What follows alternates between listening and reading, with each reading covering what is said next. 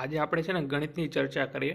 તો આ ચર્ચા છે ને બે રીતે કામ આવશે તમને. જો તમારે છે ને ગણિત એકદમ પૂરું થઈ ગયું હોય તો તમને ખબર પડશે કે તમારે આનું રિવિઝન કઈ રીતે કરવાનું છે, અને તમે ગણિત તમારે અત્યારે ચાલુ હોય તો પણ તમને ખબર પડશે કે તમારે કયો કયો ટોપિક કઈ રીતે ભણવાના છે અને કઈ રીતે એની નોટ્સ બનાવવાની છે, કઈ રીતે છે. તો જો ગણિત છે ને એની આપણે એક અલગ રીતે નોટ્સ બનાવી શકીએ છીએ, જેમાં તમે ખાલી થિયરી લખી શકો છો, અને તમારી પાસે ટાઈમ હોય તો તમે એમાં દાખલાના પણ લખી શકો છો, અને એનો જવાબ માટે અલગ ચોપડો બનાવી શકો છો. આ તમારી પાસે ઓપ્શન છે. બાકી તમે કોઈ પણ પબ્લિકેશનની બુક લઈ લો, પણ નોર્મલી તમે થિયરી તમારી જાતે લખો, લેક્ચરમાં સમજો તો વધારે સારું રહે. તો આપણે વાત કરીએ કે જો તમારે ગણિત યા તો થઈ ગયું હશે, કાં તો ચાલુ હશે, કાં તમે ચાલુ કરવાના હશો, તો સૌથી પહેલાં તો વર્ગ અને વર્ગમૂળ. તો વર્ગ અને વર્ગમૂળમાં કેવું છે ખબર? તમે છે ને વર્ગ અને વર્ગમૂળમાં તમારે ઓછામાં ઓછા 30 સુધીના વર્ગ યાદ રાખવા જ પડશે. ઘનમૂળમાં 1 થી 20 સુધીના યાદ રાખવા જ પડશે. મને 1 થી 30ના વર્ગ આવડે છે. જેમ કે આપણે ખબર છે 1નો વર્ગ 1 થાય, 2નો 4 થાય, તો 1 થી 10ના તો બધાને આવડતા હશે. 11 થી 30 સુધીના પાકા કરવાના રહેશે. તો એવી રીતે તમારે પાકા કરવાના છે. તમે તમારા ચોપડામાં છે ને લખી શકો આવી રીતે વર્ગ, ઘન. અને તમે છે ને ઘન અને વર્ગ પાકા કરો ને તો તમે હંમેશા વિચારો કે તમારી પાસે ફિક્સ છે કે તમારે છે ને વર્ગ કેટલા પાકા કરવાના છે, ઘન કેટલા પાકા. તમને ખબર છે ઘન તમારે 1 થી 20ના પાકા કરવાના છે, તો 20નો તમને ખબર છે કે ઘન કેટલો થાય, 8000 થાય, તો તમારે 19નો ઘન પાકો કરવાનો. 19નો તમે ઘન પાકો કરો કે 19નો ઘન થાય 58, 59. પછી તમે એ આવડી જાય તો તમે 17નો ઘન કરો. દરરોજ એક એક ઘન કરશો ને તો તમારા અરાઉન્ડ 10-15 દિવસમાં બધા ઘન થઈ જશે. તો એ વસ્તુ હતી. હવે આપણે જોઈએ કે વર્ગ અને વર્ગમૂળ અને ઘનમૂળ. તો વર્ગમૂળ અને વર્ગમૂળમાં તમને ખબર હોવી જોઈએ કે એકમનો અંક 2, 3, 7 કોઈ દિવસ ન આપે. તમને એક ઓપ્શન આપેલો કે નીચેનામાંથી કઈ સંખ્યા વર્ગમૂળ નથી, તો તમને જોતા જ લાઇટ થઈ જવી જોઈએ કે કોઈના એકમમાં 2 છે, 3 છે, 7 છે, 8 છે, તો આ સંખ્યા કોઈ દિવસ વર્ગમૂળ ન હોઈ શકે. હવે માની લો કે આ આંકડા એકમમાં નથી દેખાતા, તો બીજો એનો એક છે કે અંકોનો સરવાળો છે ને 1, 4, 7, 9 ન થવો જોઈએ, તો પૂર્ણ વર્ગ છે. એક્ઝામ્પલ તરીકે આપણી પાસે સંખ્યા હોય કે 25 છે, તો 25ના અંકો કેવા થાય? 25, એટલે કે 2 અને 5. તો 2 અને 5નો સરવાળો કરવી તો શું થઈ જાય? 7 થઈ જાય. તો અંકોનો સરવાળો 7 થઈ ગયો, તો આ પૂર્ણ વર્ગ છે. એવી રીતે 36 છે, તો 36 એટલે 3 અને 6, તો 3 અને 6નો સરવાળો કરો તો શું થઈ જાય? 9 થઈ જાય, તો પૂર્ણ વર્ગ છે. તો આ એક નિયમ છે. પછી એવી રીતે ઘનમૂળમાં કેવું હોય ખબર? ઘનમૂળમાં જો હશે ને એકમમાં અંકમાં એક હોય ને, જેમ કે 1નો ઘન 1 થાય, 11નો ઘન 31, 21 થાય, એવી રીતે હોય. જેમ કે એવી રીતે એકમનો અંક સરખો જ આવે. તો ઘનમૂળમાં એવું યાદ રાખવાનું કે જો એકમનો અંક 8 હોય ને તો જવાબમાં 2 આવશે. જો જવાબ 2 હોય ને તો 8 આવશે, ઓપોઝિટ હોય. આ બે વસ્તુ યાદ રાખવી પડે કે જો એકમનો અંક 8 હોય ને તો એનો 2 થઈ જાય, 2 હોય તો 8 થઈ જાય. ઘનમૂળ કાઢતી વખતે પણ વિરોધ થઈ જાય. તો આ વસ્તુ યાદ હોવી જોઈએ. તમે આ સમજેલા હોય ને તો તમને ખબર હોય. તમે ન સમજ્યા તમને ખબર પડે કે હજી મારે બાકી છે.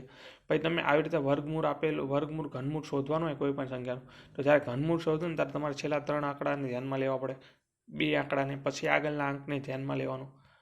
પછી આપણે જોઈએ કે તમને ખબર કેમ પડે કે ઘનમૂળ વર્ગમૂળ ક્યાં કામ આવે. તો વર્ગમૂળ છે ને એક તો ડાયરેક્ટ પૂછી લે કે વર્ગમૂળ ઘનમૂળ શોધો. તમને એમ કે ગુણવાથી ભાગવાથી પછી પૂર્ણ ઘન બને, ગુણવાથી કે ભાગવાથી પૂર્ણ વર્ગ કે પૂર્ણ ઘન બને, તો આવા ક્વેશ્ચન થાય. અથવા ડાયરેક્ટ પૂછી લે કે અલગ રીતે પૂછી લે, ઉમેરવાથી કે બાદ કરવાથી પૂર્ણ વર્ગ બને, તો પણ છે. આ ડાયરેક્ટ પણ કહેવાય ક્વેશ્ચન. તો આટલું તમને ખબર હોવી જોઈએ ઘન અને ઘનમૂળમાં. પછી છે સંખ્યા અને તેના પ્રકારો. તો નોર્મલી આ છે ને ઘણી બધી વાર પૂછાઈ ગયું કે NWZQR એટલે કે ન્યુઝીલેન્ડનો QR કોડ, ન્યુઝીલેન્ડનો QR કોડ. તો NWZQR એટલે તમને ખબર હોય છે. N એટલે પ્રાકૃતિક થાય, W એટલે પૂર્ણ થાય, Z એટલે પૂર્ણાંક થાય, Q એટલે સમય થાય, R એટલે વાસ્તવિક થાય. તો અહીંયા પ્રાકૃતિક સંખ્યા તમને ખબર હોવી જોઈએ કે 1 થી અનંત સુધી હોય. 1 થી શરૂ થતી બધી ધન એટલે કેવી? પ્લસ. પૂર્ણાંક એટલે પૂરેપૂરી, અને સંખ્યાના ગણ એટલે સમૂહ, એટલે કે 1 થી શરૂ થતી પ્લસ પૂરેપૂરી સંખ્યાઓનો સમૂહને પૂર્ણ સંખ્યા કહેવાય. જેને આપણે N વડે દર્શાય છે. અહીંયા ભૂલથી W લખાઈ ગયું છે. સૌથી નાની પ્રાકૃતિક સંખ્યા શું છે? 1 છે. સૌથી ગણતરીની સંખ્યા પણ આને કહેવાય. તો આ ડાયરેક્ટ પૂછાય, ગણતરીની સંખ્યા કોને કહેવાય? તો પ્રાકૃતિક સંખ્યાને. પછી આપણે આવી જઈએ પૂર્ણ સંખ્યા એટલે કે W. જે 0થી 1 2 3 અનંત સુધી શૂન્યથી શરૂ થતી બધી ધન પૂર્ણાંક આ થિયરી છે. આવી રીતે તમે લખીને પાકી કરવી જોઈએ, કેમ કે આમાંથી બેઠા માર્ક પૂછાઈ જાય. અત્યારે કોન્સ્ટેબલની વાત કરીએ આપણે 30 માર્કનું, એમાં ગણિત છે તો વિચારી લો તમે. 15% મેથનો ભાર છે અને રિઝનિંગ 15%, એટલે 30% પેપર તો ખાલી મેથ રિઝનિંગ ઉપર જ છે. હવે પૂર્ણ સંખ્યાને W કહેવાય, 0થી શરૂ થતી. તો જો બધી પ્રાકૃતિક સંખ્યા છે ને પૂર્ણમાં આવી જાય, જોઈ લો તમે, પ્લસ 1 0 વધી જાય, એટલા માટે છે ને n ઉપગણ W થશે. હવે જો સૌથી નાની પૂર્ણ કહે તો 0, પ્રાકૃતિક કીધી તો આપણે 1 લીધી હતી, ભાઈ બધી એટલે તમામ પ્રાકૃતિક સંખ્યા n, પૂર્ણ સંખ્યા W. આ બધી થિયરી છે. હવે જો આ ક્વેશ્ચન પૂછવાનો કે સૌથી નાની પૂર્ણ અને સૌથી નાની પ્રાકૃતિક સંખ્યા વચ્ચેનો તફાવત કેટલો થાય, તો એક જવાબ આવતો. તો આ સાવ સિમ્પલ ક્વેશ્ચન પૂછાઈ ગયેલો છે. પૂર્ણ સંખ્યા સૌથી નાની 0 થાય, પ્રાકૃતિક 1 થાય, અને તફાવત કોઈ દિવસ માઇનસ ના આવે, ઋણ ના આવે. એ પણ થિયરી વસ્તુ યાદ રાખવાની. -1 આપેલો હોય તો આપણે તફાવત કોઈ દી માઇનસ ન આવે. પછી જો આ સરવાળા માટેના ગુણધર્મો છે, ગુણાકાર માટેના ગુણધર્મો છે. તો સમૃદ્ધતા, એટલે હવે તમે ડાયરેક્ટ પૂછી લે કે સમૃદ્ધતા એટલે શું, તો પૂર્ણ સંખ્યા ઉમેરતા પૂર્ણ સંખ્યા જ મળે. તો પૂર્ણ સંખ્યા છે એટલે 1 છે એમાં 2 ઉમેરો એટલે 1 પૂર્ણ છે 2 પૂર્ણ છે, તો આપણે પૂર્ણ જ મળે, 3 જવાબ. એવી રીતે ગુણાકારમાં છે સમૃદ્ધતા એટલે પૂર્ણ સંખ્યામાં પૂર્ણ સંખ્યા ગુણતા પૂર્ણ સંખ્યા જવાબ મળે. જેમ કે 1નો ગુણાકાર 2 સાથે કરો જવાબ 2 જ આવે, પણ પૂર્ણ જ આવે. આવો ક્રમનો નિયમ, તમે 2 + 3 કરો તો 5 થાય, 3 + 2 કરો તો પણ 5 થાય. એવી રીતે ગુણાકારમાં 2 × 3 કરો તો પણ 6 થાય, 3 × 6 2 કરો તો પણ 6 થાય. તો ગુણાકારમાં ક્રમનો નિયમ હા સચવાય છે. જૂથનો નિયમ, તો જો 2 + કૌંસમાં 3 + 5 કરો તો પણ 10 થાય, અને ડાયરેક્ટ કરી નાખો તમે, અથવા 3 + 2 + કૌંસમાં 5 આવી રીતે કરો તો પણ એ જ થવાનું. એવી રીતે ગુણાકારમાં એવું છે કે 3 × કૌંસમાં 3 × 5 બરાબર કેટલા થાય, તો 3 × 5 = 15, 15 × 2 = 30 થાય. એવી રીતે ડાયરેક્ટ કરો કે 2 × 3 = 6 અને 6 × 5 = 30, તો પણ એ જ થવાનું. હવે જો તટસ્થ, આ બહુ ઇમ્પોર્ટન્ટ છે, બધું ઇમ્પોર્ટન્ટ છે. તટસ્થ એટલે કે સરવાળા માટે 0, તમે કોઈ પણ સંખ્યામાં 0 નાખો તો સરવાળો તટસ્થ રહે, એટલે બદલાય નહીં.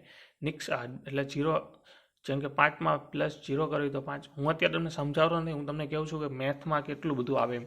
કોઈ વ્યક્તિએ પૂરું કરી નાખ્યા તો યાર તેને ખબર પડે કે મારે આ બાકી તો નથી રહી ગયું ને, કોઈ ચાલુ કર્યા તેને ખબર પડે કે મારે આ કરવાનું છે. તો તટસ્થ સરવાળા માટેની 0, ગુણાકાર માટેની 1 આવશે.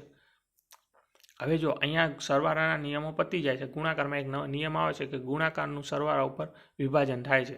તો આ નીચેની વિધાનો ચકાસો, શું સરવાળાનું ગુણાકારનું સરવાળા ઉપર વિભાજન થાય છે. જો અહીંયા શું લખ્યું, 3 × કૌંસમાં 4 + 5, તો આપણે નોર્મલી શું કર્યું, 4 + 5 એટલે 9, 9 × 3 = 27. પણ આ તમે આવી રીતે પણ કરી શકો કે આ 3 × 4 4 × 12, 5 × 3 3 × 5 = 15 ને 12 ને 15 27, તો થઈ ગયું ગુણાકારનું સરવાળા ઉપર વિભાજન. તો આવું કહેવા માંગે છે. હવે આપણે પછી પૂર્ણાંક સંખ્યા એટલે W, જેમાં બધું આવી જાય, 0થી 1 2 3, આ બાજુ માઇનસ. તો જો 0 એ ધન કે ઋણ નથી, આ બાજુ ધન છે ને આ બાજુ ઋણ છે, તો આપણે એક વસ્તુ યાદ રાખવાની, 0 એ ધન કે ઋણ નથી. હવે ધન પૂર્ણાંક એટલે કે Z + 1 2 3, ધન પૂર્ણાંક ઋણ એટલે Z - -1 2 3 અનંત સુધી. હવે જો સૌથી નાની ધન પૂર્ણાંક તો આપણે આગળ જોઈ ગયા, 1 આવે પ્રાકૃતિક સંખ્યામાં. તો એ પ્રાકૃતિક સંખ્યામાં હતું એવું જ, અહીંયા સૌથી નાની ધન પૂર્ણાંક કહે તો 1 આવે, કેમ કે 0 એ ધન કે ઋણ નથી, એટલા માટે. સૌથી મોટી ઋણ પૂર્ણાંક કહે તો -1 આવે. મોટી કીધું, કેમ કે આમ જેમ પાછળ જતા જાવ ને એમ નાનું થતું જાય. જો આ બાજુ 1 થી આ બાજુ 0 નાનું, એની નાનું 1 -1, એની નાનું -2, એની નાનું -3, એટલા માટે જોઈજો. હવે જો ગુણાકાર માટેનો ગુણધર્મ, તો ગુણાકાર છે ને એના આપણે ખબર હોય છે કે બે પ્લસ સંખ્યાઓનો ગુણાકાર કરીએ તો આપણે પ્લસ જ મળે. જેમ કે આપણે 2નો વર્ગ કરીએ તો 2 × 2 તો 4 જ મળે. એવી રીતે 2 માઇનસ સંખ્યાનો ગુણાકાર કરીએ તો પણ પ્લસ જ મળે. જો 2નો વર્ગ તો -2 × -2 તો 4. પણ ગુણાકારમાં તમને 1 + 1 માઇનસ દેખાય ને તો તમારે માઇનસ કરી નાખવાનું. તમને એમ થાય આવું ક્યાં પૂછે, તો આવી રીતે ક્વેશ્ચન પૂછે ડાયરેક્ટ. જો એકી સંખ્યા ઋણ નિશાની હોય તો ઋણ આવે. જો આવી રીતે પૂછાય તમને પેપરમાં કે -5 × -5 × -5, તો તમે આ તો કરી નાખો 5 × 5 25, 25 × 5 એટલે 125. પણ માઇનસ મૂકવું કે પ્લસ, તો જો એક માઇનસ ઉડી ગયું, પણ આ એક માઇનસ પડ્યું હતું તેને આ મૂકી દેવાનું. બેકી સંખ્યામાં ઋણ નિશાની હોય તો જવાબ ધન આવે. જેમ કે અહીં શું છે, -5 × -5 × 5, તો અહીંયા તમે એક માઇનસ બીજું માઇનસ લઈ લો, કાઢી નાખો તો શું દે, 5 × 5 × 5 એટલે 125. તો આ રીતનું કાંક નિયમ છે. પછી સમય સંખ્યા ખબર હોય છે. સમય સંખ્યા કેવું કે અંશ અને છેદમાં દર્શાવી શકાય, અને છેદ 0 ન હોવો જોઈએ. તો અપૂર્ણાંકમાં એવું નથી, ફ્રેક્શનમાં એવું કહે કે પૂર્ણાંક તો ન જ હોવી જોઈએ અને અંશ અને છેદમાં દર્શાવી શકાય. હવે આ કેવા શું માંગે છે કે સમય સંખ્યા છે ને જેનું વર્ગમૂળ નીકળે એ પણ સમય, જેનું ઘનમૂળ નીકળે એ પણ સમય. હવે જો આપણે આગળ જોઈ ગયા કે 1 2 3 પ્રાકૃતિક સંખ્યા છે, W પૂર્ણ સંખ્યા 0 થી 1 2 3 અનંત, પછી પૂર્ણાંક સંખ્યા 0 1 2 આ બાજુ -1 2. હવે વિચારો તમે આ બધાની નીચે તમે 1 મૂકી દો, જેમ કે આપણે એક્ઝામ્પલ લઈએ પ્રાકૃતિક સંખ્યાનું, તો 1ની નીચે 1 મૂકી દો, કાંઈ ફેર પડે ના? પ્રાકૃતિકની શું થઈ ગઈ? સમય થઈ ગઈ. અહીંયા 2ની નીચે 1 મૂકી દઈએ તો કાંઈ ફેર પડે? 3ની નીચે 1 મૂકી દઈએ, 4ની, એવી રીતે અહીંયા -1ની નીચે 1 મૂકી, કાંઈ ફેર પડે ને. એટલા માટે સમયમાં બધાનો સમાવેશ થઈ જાય છે. હવે આપણે અહીંયા જોયું કે સમય અને અપૂર્ણાંક આખો અલગ ટોપિક છે, પણ અહીંયા સમજવા માટે. હવે આને અપૂર્ણાંક ન કહી શકો તમે 1/1 અથવા 2/1, કેમ કે આને આપણે ભાગાકાર કરીએ એટલે પાછો આપણે કેવો મળી જાય? પૂર્ણ સંખ્યા મળી જાય, પૂર્ણાંક મળી જાય. એટલા માટે અપૂર્ણાંક નથી, પણ આ બધી સમય છે. એટલે N W Z બધું કેમ આવી જાય? સમયમાં. હવે સમયનો એક વિરોધી ભાઈ છે. અહીંયા શું થયું? અત્યાર સુધી છે ને લાઇનમાં હાલતું હતું, પણ હવે અહીંયા 2 ભાગલા પડી ગયા, 2 ભાઈ થઈ ગયા, સમય અને અસમય.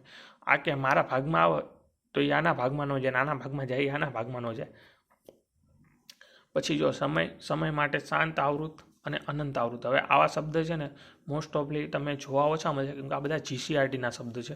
એટલે આ એવું છે કે આ વસ્તુ પૂછાણી ન હોય ને તો પૂછાય જ નહીં, ગમે ત્યારે પૂછ્યું હોય તો પૂછી લે એવી વસ્તુ છે કે શાંત આવૃત. શાંતનો મતલબ મસ્ત રીતનું, જેમ કે 2.1 3.5 4.14 18.19 આ શાંત આવૃત કહેવાય કે શાંત છે. જો 3.15 4.31 આ શાંત આવૃત. પણ અનંત આવૃત તો એ પાછું ડખાવાળું હોય. 8.44 9.12 13.1265 આવું કેલ્શિયમમાં તમે જોયું છે ને, આ ડોટ આવો. આને શાંત અનાવૃત કહેવાય. કેવું? અનંત અનાવૃત, સોરી, શાંત આવૃત નહીં, અનંત આવૃત. હવે જો અહીંયા આપણે જોયું કે સમયમાં શાંત અને અનંત. હું અત્યારે ભણાવતો નથી, હું તમને સમજાવું કે આટલું આવશે આમાં બધું મેથમાં. સમય, શાંત આવૃત અને અનંત આવૃત. હવે આપણે અસમયમાં કેવું આવશે ખબર? આ જે અનંત છે ને, અનંત અનાવૃત આવશે. અનંત તો છે પણ આડા આવરા એટલે અનાવૃત. જેમ કે 8.31 27 39 80 આડેધડ. મોસ્ટ ઓફલી અસમયમાં શું આવશે? તો પાય મોટા ભાગના અચળાંક. તો આ પૂછાઈ ગયેલું. નીચેના કઈ અસમય સંખ્યા છે? તો 22 97 3.14 હતું, પાય હતું કે 1 પણ નહીં, તો એમાં પાય જવાબ આવતો હતો. પછી જો જેનું વર્ગમૂળ ઘનમૂળ ન નીકળે તો કેવા? અસમય. જેનું વર્ગમૂળ અને ઘનમૂળ ન નીકળે. હવે આપણે અહીંયા જોઈએ તો અહીંયા જો 25 વર્ગમૂળમાં 25 તો શું થઈ જાય? સમય થઈ જાય. 22 પાયની કિંમત છે. જો પાયની કિંમત આપેલી હોય તો સમય, પણ પાયનું આવી રીતે અચળાંકમાં આપેલો હોય તો અસમય. યાદ રાખજો, આ બહુ મોસ્ટ આઈએમપી છે. પછી 3.14 આ PSIમાં પૂછવાનો હતો, પાયની વેલ્યુ કેટલી? 3.14. હું 3.12 લખીને આવ્યો હતો. પછી છે સમયની વાત કરીએ તો 0.33. તો જો સમય સંખ્યા છે તો આવી રીતે તમે જો અહીંયા અનંત સુધી છે, પણ આ અંક કેટલો છે? 1 જ છે, તગડો 1 જ છે. તો આપણે શું ને એની નીચે એક નવડો મૂકી દઈએ તો થઈ જાય. પણ આ 9ને આપણે કરીએ કેલ્શિયમમાં, કે એમ નામ કર્યું કે 3 × 3 = 9, તો આ 1/3 કેલ્શિયમમાં કરીને પાછો આ જવાબ મળી જાય. આવું તમને લગભગ કોઈને નહીં ખબર હોય. પછી જો આવી રીતે લખેલું હોય કે આવી રીતે લખેલું હોય કે આવી રીતે લખેલું હોય, એવી રીતે અહીંયા જો શું છે? 32 અનંત સુધી. પણ આંકડા કેટલા છે? 2 છે, 3 અને 2. તો નીચે 2 નવડા મૂકી દેવાના, એટલે 32/99. તમે કેલ્શિયમમાં કરો 32/99, તમારો જવાબ આવી જશે 32.32.32.32.32. હવે જો આ વસ્તુ એકી અને બેકી સંખ્યા તો બધાને ખબર હોય કે એકી એટલે જે સંખ્યાને 2 વડે નિશેષ ન ભાગી શકાય, અને બેકી એટલે જે સંખ્યાને 2 વડે નિશેષ ભાગી શકાય. પણ એકી પૂછે તો વાંધો નથી આવતો. હાલો, પણ એકીના શું કહેવાય? વિષમ કહેવાય, અયુગ્મ કહેવાય અને ઓડ નંબર કહેવાય. શું કહેવાય? એકીને વિષમ, અયુગ્મ, ઓડ નંબર. બેકી સંખ્યાને યુગ્મ, સમ અને ઇવન નંબર. તો આ વસ્તુ રહે ને બહુ બેઝિક છે. આવડે તો 1 માર્ક દે દે, ન આવડે તો કાં 0 થાય કાં 0.25 માઇનસ કરતો જાય. એટલે આવું છે. નીચેનામાંથી કઈ સંખ્યા સમય સંખ્યા છે? તો પાય. અને 22 3.14 શું છે? સમય છે, અસમય છે. આ અસમય છે પાય, અને આ બ્લર થઈ જાય ને એના લીધે મને વાંચવા મળ્યું થયું. નીચેનામાંથી કઈ સંખ્યા અસમય છે? તો પાય. અને 22 અને 3.14 શું છે? તો એ છે સમય છે. આ પૂછાઈ ગયેલું છે. વાસ્તવિક સંખ્યા. હવે જો આપણે વાત કરીએ કે પ્રાકૃતિક, પૂર્ણ, પૂર્ણાંક, સમય, અસમય બધું કેમ આવી જાય? વાસ્તવિકમાં આવી જાય. તો પ્રાકૃતિક એટલે N, પૂર્ણ એટલે W, પૂર્ણાંક એટલે Z, સમય એટલે Q, વાસ્તવિક એટલે કે R. અહીંયા અસમયનો આપણે સિમ્બોલ યાદ રાખવાની જરૂર નથી. હવે વિભાજ્ય સંખ્યાઓ. એટલે કે પ્રાઇમ નંબરો, જેના ફક્ત 2 જ અવયવ હોય. સૌથી નાની વિભાજ્ય પૂછે તો 2, સૌથી નાની એકી અવિભાજ્ય પૂછે સૌથી નાની અવિભાજ્ય બોલવામાં થોડી મિસ્ટેક થઈ ગઈ, જીભ છે ને હાટકું નથી એટલે મોટી, જેનો ફક્ત 2 જ અવયવ, સૌથી નાની 2, સૌથી નાની અવિભાજ્ય સંખ્યા 2 છે, બેકી હોવા છતાં પણ અવિભાજ્ય એકમાત્ર સંખ્યા છે. 3 સૌથી નાની એકી અવિભાજ્ય સંખ્યા છે. 11 એ 2 અંકની સૌથી નાની અવિભાજ્ય છે અને 97 એ 2 અંકની સૌથી મોટી અવિભાજ્ય છે. 11 એ 2 અંકની સૌથી નાની અવિભાજ્ય છે અને 97 એ 2 અંકની સૌથી મોટી અવિભાજ્ય છે. હવે જો આપણે અહીંયા જોયું કે આ 1 નો અવયવ એક જ પડ્યો, પછી અહીંયા 2 ના 1 2, તો 1 તો આમાંય ન આવ્યો, જો અવિભાજ્યમાં નથી આવ્યો, વિભાજ્યમાં તો શાનો આવવાનો, પછી 3 છે તો અહીંયા 1 3, તો જેના 2 અવયવ પડે એ કેવી અવિભાજ્ય. તો અહીંયા જો આના 2 પડ્યા, આના આ બધું તમે સમજેલા હશો, નહીં સમજ્યા તમે લેક્ચર જોશો તમને ખબર પડી જાય, અત્યારે તમને ખબર પડે. હવે જો 1 થી 100 અવિભાજ્ય સંખ્યા કેટલી 25, કેટલી 25, 1 થી 100 ની વચ્ચે. હવે જો અહીંયા આપણે જોઈએ કે 1 થી 25 પૂછે તો કેટલી આવે 9 આવે, 1 થી 50 પૂછે તો 15 આવે, પણ 25 થી 50 પૂછે તો 6 આવે, 50 થી 75 6 આવે, અને 75 થી 100 4 આવે. તો આ એક સૂત્ર તમે યાદ રાખીશું, 96 64, આ લાખો 96 64. એટલે તમને પૂછે કે ટોટલ પૂછે તો 25 ખબર પડી જાય, પણ એમ પૂછે 1 થી 25 તો 9, 1 થી 50 તો 15, આ બેનો સરવાળો કરી નાખવાનો, પછી કાંઈ એવું નહીં. પછી એમ પૂછે કે 25 થી 50 તો 6, 50 થી 75 તો 6, તમને એમ પૂછે કે 50 થી 100 કેટલી, તો પછી 10, પછી થોડુંક મગજ હલાવવાનું, બાકી તમે 96 64 યાદ રાખો એટલે 1 થી 25 9, 25 થી 50 6, 50 થી 75 6 અને 75 થી 100 4. તો આ બધું યાદ રાખવાનું. હવે જો અહીંયા મેં કેવી રીતે લખી તમે જો, 1 થી 100 અવિભાજ્ય સંખ્યા આવી રીતે લખવી નહીં તો આપણે યાદ રહે, કેમ કે 1 થી 10 આપણે ખબર પડી જાય 2 3 5 7, પછી 11 થી 20 11 13 17 19, તો પહેલા 4 4 આવી, હવે 2 2 આવશે. પછી 21 થી 30 23 29, 31 થી 40 31 37, પછી 41 43 47, પછી 50 વાળી લાઈનમાં કેટલી 51 59, પછી 61 વાળી લાઈનમાં 61 67, પછી 71 આંતડાની લાઈનમાં 71 73 79, આંતડાની લાઈનમાં 83 89 અને 9ડાની લાઈનમાં ખાલી 97. તો આવી રીતે તમે યાદ રાખી શકો. હવે જો વિભાજ્ય એટલે કે કમ્પોસાઇટ નંબર, કમ્પોસાઇટમાં 2 કરતાં વધારે અવયવ હોય તો સૌથી નાની વિભાજ્ય પૂછે તો 4, સૌથી નાની એકી વિભાજ્ય પૂછે તો 9. હવે અહીંયા જો 1 નો 1 અવયવ, 2 ના 2 અવયવ, 3 ના 2 અવયવ, 4 ના 3 અવયવ, એટલા માટે સૌથી નાની વિભાજ્ય 4, પછી 5 ના 2, 6 ના 4 અવયવ છે, 7 નો 1 છે, 9 8 ના 4 છે, 9 ના 3 છે પણ 2 થી વધારે છે, એટલે સૌથી નાની એકી વિભાજ્ય સંખ્યા પૂછે તો 9. વિભાજ્ય અવિભાજ્ય થોડી જીબોલી સાથે, સોરી પાણી પી લો થોડું.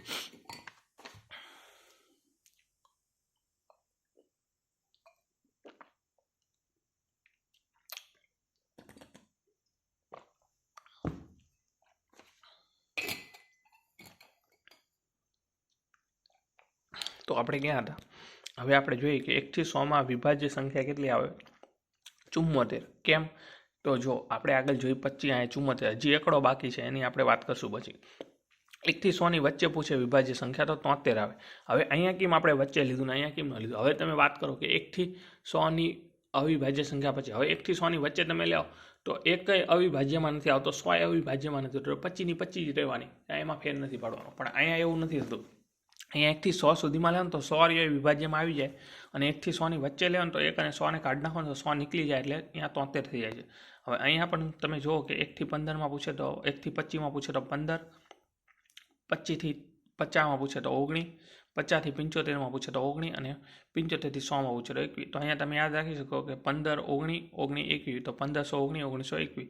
હવે અહીંયા 1 થી 50 પૂછે તો 34, 15 ને 19 નો સરવાળો, 1 થી 75 પૂછે તો આ 15 19 19 નો સરવાળો કરે 53, અને અહીંયા 1 થી 100 પૂછે તો 34 53 અને આવી જશે 74. તો અહીંયા 15 19 19 21 નો સરવાળો કરે એટલે 74. તો આ વસ્તુ પણ યાદ થઈ જાય કે 15 19 19 21, 15 19 19 21, 15 19 19 21, એટલે 1 થી 25 પૂછે તો 15, 25 થી 50 પૂછે તો 19, 1 થી 50 પૂછે તો 34, 50 થી 75 પૂછે તો 19, 1 થી 75 પૂછે તો 53, 75 થી 100 પૂછે તો 21, અને 1 થી 100 પૂછે તો 74, અને 1 થી 100 ની વચ્ચે પૂછે તો 73. આ બધી વસ્તુ છે ને આવી જાય ને તો 1 માર્ક દેતી જાય, બાકી યાદ રાખવામાં કાંઈ પછી શું વાંધો છે. હવે જો આપણે અત્યાર સુધી વાત કરીએ એમાં એકનો ક્યાંય ઉલ્લેખ નહોતો, પણ એક એ વિશિષ્ટ સંખ્યા છે, એક જ એવો છે જેનો એક જ અવયવ છે, એટલે ઓનલી વન, વિશિષ્ટમાં ખાલી એક આવશે. પછી તટસ્થ, તો આપણે આગળ જોઈ ગયા એમ સરવાળા માટેની તટસ્થ 0 ગુણાકાર માટે એક. હવે વિરોધી સંખ્યા, હવે વિરોધી સંખ્યા એવું એક ટોપિક છે કે નિશાની બદલવી, જેમ કે 1ની વિરોધી -1 થાય, 4ની વિરોધી -4 થાય, -5ની વિરોધી +5 થાય. તો અહીંયા એવું છે, એવી રીતે છેદમાં હોય તો કાંઈ નહીં કરવાનું, 3/7 છે તો એની વિરોધી -3/7 થઈ જાય, પ્લસનું માઇનસ થાય, માઇનસનું પ્લસ થાય, વિરોધી. હવે અહીં થિયરી એવું કહે છે કે જો બે સંખ્યાઓનો સરવાળો 0 થતો હોય તો તે બે સંખ્યા એકબીજાની વિરોધી સંખ્યા કહેવાય. આ થિયરી યાદ રાખો તો વધારે સારું, બાકી તમને ખબર વિરોધી આવે ને પ્લસનું માઇનસ કરવાનું, માઇનસનું પ્લસ કરવાનું, નિશાની બદલવાની. વિરોધીમાં શું યાદ રાખવાનું, નિશાની બદલવાની. વ્યસ્ત સંખ્યા ઉલટાવી, જે બે સંખ્યાઓનો ગુણાકાર 1 થતો હોય, જેમ કે 3 છે તો એને ઉલટાવી તો 1/3 થઈ જાય. પછી અહીંયા 8/13 છે તો એને ઉલટાવી દો 13/8 થઈ જાય. આ તમારે મોસ્ટ યાદ રાખવાનું. 5 હોય તો 1/5 કરી નાખવાનું, 9 હોય તો 1/9 કરી નાખવાનું, -4 હોય તો માઇનસ એમ નામ રાખવાના, પણ 1/4 કરી નાખવાનું. હવે જો આ એક પૂછાઈ ગયો ક્વેશ્ચન કે 7/9 વિરોધી સંખ્યાનો વ્યસ્તનો વિરોધી. હવે એકવાર તમે વિરોધી કરો, બીજી વાર કરો તો સંખ્યા એની જ રહે, એટલે 2 વાર વિરોધી હોય તો ઉડાડી દેવાય, 2 વાર વ્યસ્ત હોય તો ઉડાડી દેવાય, તો 2 વાર વિરોધી ઉડાડી નાખ્યા. વ્યસ્ત કીધું, વ્યસ્ત એટલે ઉલટાવાની, એટલે 7/9 9/7 થઈ ગયું. હવે જો સ્થાન કિંમતના સ્થાનીય મૂલ્ય એટલે કે પ્લેસ વેલ્યુ, તમારી જગ્યાની કિંમત, કેમ તમે PSI હો તો તમારી જગ્યાની મૂલ્ય હોય ને એની વાત થાય છે અહીંયા. તો જો 8354માં શું છે, તો 4ની મૂલ્ય એકમના સ્થાને છે એટલે 4 છે, 5નું મૂલ્ય દશકના સ્થાને 50 છે, 3નું મૂલ્ય શતક એટલે કે 100ના સ્થાને 300 છે, અને 8નું મૂલ્ય હજારના સ્થાને 8000 છે. આ ત્રણનો આપણે 4 એનો સરવાળો કરીએ એટલે આપણી સંખ્યા પાછી મળી જાય 8354, જેમ કે 4, 50, 300, 8000 એટલે 5354, 8383, 8354 આવી રીતનું છે. આમાં તમે જોઈ શકો છો કે સ્થાન કિંમત, સ્થાનીય મૂલ્ય. હવે 21 મિનિટ થઈ ગયા ને, એટલે હું તમને ખાલી બતાવું છું કે આટલા ટોપિક તો તમારે ખાલી બેઝિકના હું બતાવું છું, હજી એડવાન્સના હું તમને કહેતો જ નથી. આ તો ઓલું કહેવાય ને, એક 6ઠું 7મું 8મા ધોરણમાં આવી જતું હોય એવી વસ્તુ છે. 5મું 6ઠું 7મા સુધીમાં લગભગ આવતું હશે. તો આપણે જોયું, હવે આપણે જોઈએ કે મૂળ કિંમત, સ્થૂળ કિંમત, દાર્શનિક અંક કિંમત. અંક કિંમતને શું કહેવાય, મૂળ કિંમત કહેવાય, સ્થૂળ કિંમત કહેવાય, દાર્શનિક કિંમત કહેવાય, ફેસ વેલ્યુ. હવે અહીંયા જો 59, 81માં 1ની અહીંયા સ્થાન કિંમત અહીંયા બધે સરખી જ રહે છે, એમાં કાંઈ ફેર નહીં પડે. તો હવે આપણે એક એક્ઝામ્પલ જોઈએ કે સ્થાન કિંમત 1ની અહીંયા 10 છે, અંક કિંમત 1 જ રહેશે. આ બહુ જોરદાર છે. જો 85.439, તો હવે જો આ એકમના અંકને આ બાજુ તો દશક થાય, પાછા જાઓ તો દશાંશ થઈ જાય. તો અહીંયા તમે યાદ રાખો દશાંશ, શતાંશ અને સહસ્ત્રાંશ. જો આ છે ને એ 10 વડે ગુણેલો છે, આને 1 વડે ગુણેલો છે, આને 1 દશાંશ વડે ગુણેલું છે, આને 1 100 વડે ગુણેલું છે, અને 1000 વડે ગુણેલું છે. જો હવે 8ને આપણે 10 વડે ગુણ્યું તો 80 મળી ગયા, અહીંયા 5ને 1 વડે ગુણ્યું તો આપણે 5 મળી ગયા, અહીંયા 4ને આપણે 1 દશાંશ વડે ગુણીએ તો આપણે મળી જાય. મેં 8નું બધે લખેલું છે, તો અહીંયા તમને 0.4 મળી જાય. અહીંયા તમને 3ને 100 વડે ગુણો તો શું મળી જાય, 0.03. અહીંયા 8, 9ને તમે 1000 વડે ગુણો તો મળી જાય 0.009. એવી રીતે છે. હવે આપણે જોઈએ કે વિભાજ્યતાની ચાવીઓ. આ શું લખ્યું છે, ડિવિસિબિલિટી રૂલ, ડિવાઇસિબિલિટી રૂલ. થોડુંક ઇંગ્લિશ કાચું છે મારું. 2ની ચાવી, એકમનો અંક બેકી હોય એટલે કે 2, 4, 6, 8 દેખાય તો એ 2 વડે વિભાય. હવે 3ની ચાવી, તો અંકોના સરવાળાને 3 વડે નિશેષ ભાગી શકાય. 4ની ચાવી, છેલ્લા 2 અંકોની બનતી સંખ્યાઓને 4 વડે નિશેષ ભાગી શકાય. આ બધું પાકું કરવાનું છે. હું બતાવું છું તમને કે નોર્મલી સાવ એટલે સાવ બેઝિક મેથ આટલું તો આવડવું જ જોઈએ પહેલાં, પછી કાંક આપણે ટોપિક સમજી શકીએ એના. 4ની ચાવી, છેલ્લા 2 અંકોની બનતી સંખ્યાઓ 4 વડે નિશેષ ભાગી શકાય. પછી 5ની ચાવી, એકમનો અંક 5 અથવા 0 હોય. 6ની ચાવી શું, 2 અને 3 વડે ભાગી શકાય તો 6 વડે ભાગી. 8ની ચાવી શું, છેલ્લા 3 અંકોથી જે સંખ્યા બનતી અને 8 વડે નિશેષ ભાગી શકાય તો. પછી 9ની ચાવી પાછી 3 જેવી જ છે, કેવી 3 જેવી જ છે કે 9ની ચાવી શું કહે છે, અંકોના સરવાળાને 9 વડે નિશેષ ભાગી શકાય તો આખી સંખ્યાને. 10ની ચાવી તો સાવ સિમ્પલ છે, એકમનો અંક 0 હોય તો 10 વડે. 11ની ચાવી થોડી અટપટી છે, એકી ક્રમનો સરવાળો, બેકી ક્રમનો સરવાળો, તફાવત 0 અથવા 11ના ગુણકમાં. જેમ કે અહીંયા એક સંખ્યા લઈ લઈએ આપણે 45, 32, 88, એટલે કે 4,53,288. તો આ 4,53,288માં 4 એકી ક્રમ છે, 5 બેકી ક્રમ છે, 3 એકી ક્રમ છે. અહીંયા જો આ એક ક્રમ જોવાનો તમારે, અહીંયાથી તમે આગળથી લો પાછળથી લો કાંઈ ફેર ન પડે. જો આ 4 છે એકી ક્રમ, 5 બેકી ક્રમ, 3 એકી ક્રમ. જો આ પહેલું, બીજું, ત્રીજું, ચોથું, પાંચમું, છઠ્ઠું આવી રીતે છે. તો આ એક આવ્યું એ શું થયો? એકીક્રમ થયો. આ જો અહીંયા લખેલું છે 1 2 3 4 5 6, તો આમાં એકીક્રમ તમને શું દેખાય? તો 4 દેખાય, 3 દેખાય અને 8 દેખાય. અને તમને આ બ્રેકીક્રમમાં શું દેખાય? તો 5 દેખાય, 2 દેખાય અને 8 દેખાય. તો આ બધાનો સરવાળો કરો. તો આપણે પેલા એકીક્રમનો સરવાળો કરીએ તો 4 + 3 + 8, તો 4 + 3 + 8 15 થયું. એ રીતે બેકીક્રમનો સરવાળો કરીએ 5 + 2 + 8, તો 5 + 2 + 8 15 થયું. તો બંનેનો સરવાળોનો તફાવત શું આવે? 0 આવે. તો 0 આવે એટલે શું થઈ ગયું? 11ના વડે ભાગી શકાય નિષેધ. અને અથવા 11 નિષેધ ભાગી શકાય, અથવા 11ના ગુણકમાં આવે. અહીંયા 11 આવે, 22 આવે, 44 આવે, ગમે આવે, 121 આવે. હવે 7ની ચાવી કેવી? છેલ્લા અંકના ડબલ કરી છેલ્લા અંક સિવાયની સંખ્યામાંથી બાદ કરે. જેમ કે 203 છે, તો અહીંયા 203માં છેલ્લો અંક 3 છે, 3ના ડબલ 6 થાય. તો 6 છે ને છેલ્લા અંક સિવાયની સંખ્યામાંથી બાદ, એટલે 20માંથી બાદ કરી 14. 14ને 7 વડે નિષેધ ભાગી શકાય? હા, ભાગી શકાય. તો 203ને પણ 7 વડે નિષેધ ભાગી શકાય. તો ઓલમોસ્ટ બધી ચાવી ખબર હોય છે. પછી તમને થોડું નાનું એવું અપૂર્ણાંક ખબર હોવા જોઈએ કે અપૂર્ણાંક એટલે ફ્રેક્શન. આપણે જોઈ ગયા આગળ કે પૂર્ણાંક ન હોય, પૂરેપૂરી નહીં. જેમ કે 1 4 7 9 7 123 -4 કંઈ ન આવે. આમાં અંશ અને છેદમાં દર્શાવી શકાય, છેદમાં 0 ન હોવો જોઈએ. અપૂર્ણાંક પાછા છે શુદ્ધ અપૂર્ણાંક. શુદ્ધ અપૂર્ણાંક છે ને પ્રોપર ફ્રેક્શન, એમાં તમારે કાંઈ છેડછાડ નહીં કરવાની. 3/7 છે એટલે છેદ મોટો હોય એટલે ઓટોમેટિક તમે ઉપર ભાગાકાર ન કરી શકો, એટલે આનું મિશ્ર ન બની શકે. એટલે શુદ્ધ અપૂર્ણાંક છો, છેદ મોટો અંશ નાનો. તો 3/7, 5/27, 8 આના ઉલટા કરી નાખો તમે તો આ અશુદ્ધ થઈ જાય. અશુદ્ધ અપૂર્ણાંક ઇમ્પ્રોપર ફ્રેક્શન. ઓલું પ્રોપર હતું, અંશની છેદ કરતાં મોટો હોય. હવે જો અહીંયા અંશ એટલે ઉપરનો ભાગ મોટો છે, તો અહીંયા 3/7 છે, તો આને તમે 3 × 3 3 દુ 6, તો 2.1/3 લખી શકો. જો અહીંયા છે 2.1/3. પછી અહીંયા તમે 27/5 છે, તો અહીંયા 5 × 5 = 25, શેષ વધી 2, નીચે એમના 5, એવી રીતે થાય. એટલા માટે એને અશુદ્ધ અપૂર્ણાંક કહેવાય. જો મિશ્ર અપૂર્ણાંક, મિક્સ ફ્રેક્શન, તો પૂર્ણાંક પ્લસ અપૂર્ણાંક. તો આ પૂર્ણાંક છે 2 પ્લસ અપૂર્ણાંક 1/3. આ બંને વચ્ચે પ્લસની નિશાની ભૂલતા નહીં. પછી અહીંયા પૂર્ણાંક 5 છે, અપૂર્ણાંક 1/5 છે, તો આવી રીતે થાય.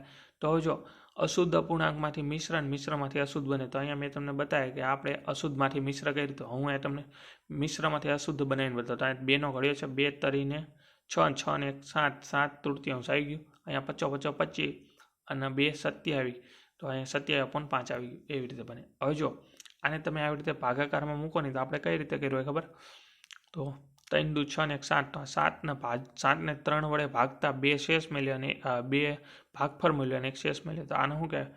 ભાગફળ અને ઉપર શેષ ને નીચે ભાજક, એવું છે. એક્ઝામ્પલ તરીકે આપણે જોઈએ કે એક પિઝા છે અને 1 2 3 4 ટુકડા છે. તો આ એક આખું પિઝા, આ 1 2 3 4 ટુકડા છે આખું પિઝા, અને આ 1 2 3 ટુકડા છે, એટલે કે આ 3/4 પિઝા. એટલે આનો જવાબ શું આવે? 2.3/4. 2 આખા પિઝા અને 1 પિઝાના 4માંથી 3 ટુકડા. હવે પછી તમને ઘાત અને ઘાતાંકના નિયમો આવડવું જોઈએ. આ નિયમો બોલીશ નહીં એટલે તમને ઉપરથી જ જશે, પણ સાવ એટલે સાવ સિમ્પલ નિયમ છે. ગમે એ પરીક્ષામાં 1-2 માર્ક્સ દેતા જાય એવા નિયમ છે. પહેલો નિયમ એવું કહે છે કે x ની a ઘાત y ગુણ્યા x ની b ઘાત y, તો x ની a + b ઘાતનો સરવાળો.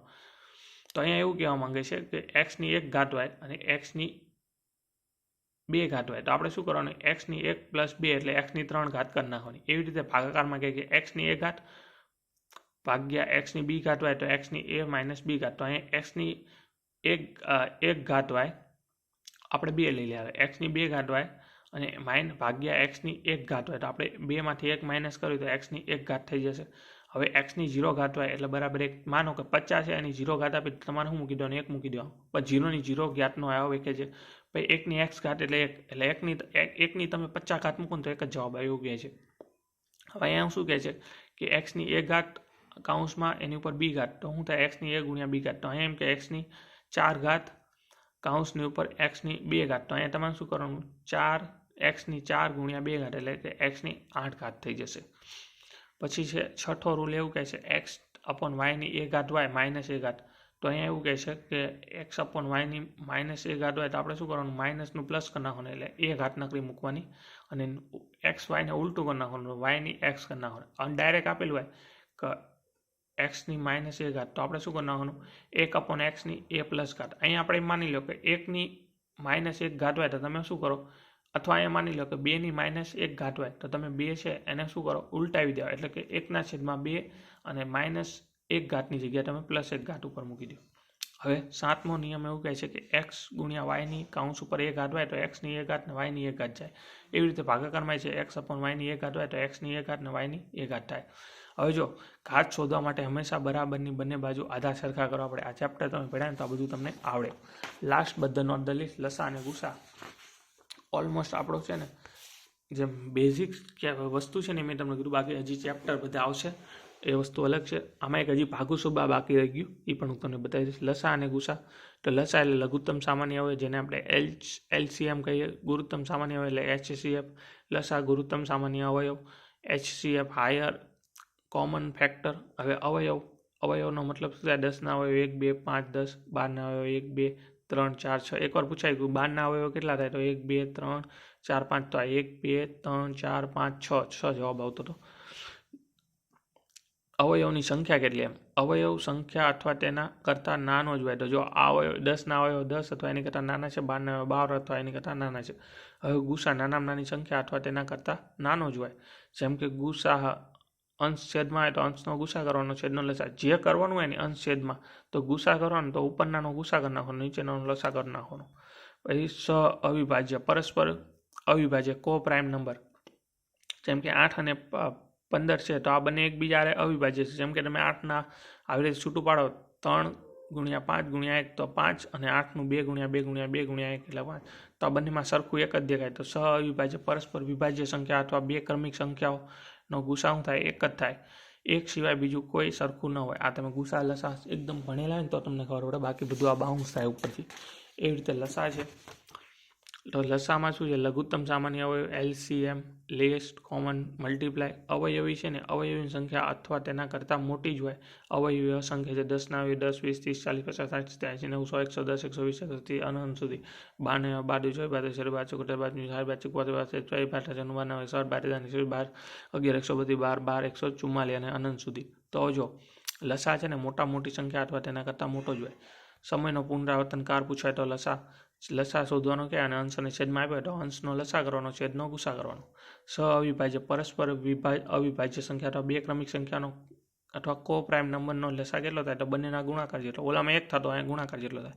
જેમ કે 15 ગુણ્યા 8 છે તો આમાં કાંઈ સરખું ન નહીં, આ બધું અલગ અલગ જ છે એટલે બધું કરવાનું. તો અહીંયા 3 5 15, 15 દુ 30, 30 દુ 60 ને 60 દુ 120. તો ડાયરેક્ટ બેનો ગુણાકાર જ કરી નાખવાનો. સંખ્યા ગુણાકાર જેટલો જ લસા થાય. સંખ્યાઓનો ગુણાકાર જેટલો લસા. કેવી? સહ અવિભાજ્ય સંખ્યા, પરસ્પર અવિભાજ્ય સંખ્યા, કો પ્રાઇમ નંબર અથવા બે ક્રમિક સંખ્યાઓ પણ આવી જાય એમાં. એક સંખ્યા અન્ય કોઈ સંખ્યા અવયવ હોય તો તેનાથી મોટી સંખ્યા તેનો લસા બનશે. હવે માની લો કે એક સંખ્યા છે ને એ કોઈ સંખ્યાનો અવયવ હોય. આ વસ્તુ તમે ભણેલા હોય તો ખબર પડે તમને. માની લો કે અહીંયા આપણે કહીએ છીએ અહીંયા 12 છે, એનો અવયવ કેટલા છે? 6 છે અવયવ.